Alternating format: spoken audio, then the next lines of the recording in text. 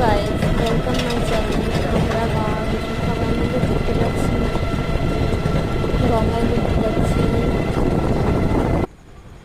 গঙ্গার এই জায়গাটা দিয়ে নামলাম আমি আমার ছেলে, লেবে ওখানে একটু দাঁড়ালাম, মুহূর্তটা একটু একটু নীল দেখলাম, জায়গাটা কেমন লাগছে, খুবই সুন্দর জায়গাটা। জায়গাটা দিয়ে একটুখানি আমরা জন্য দেখলাম। তার পাশে বোট রয়েছে, বোটটায় লোকজন বসে আছে যাবে বলে।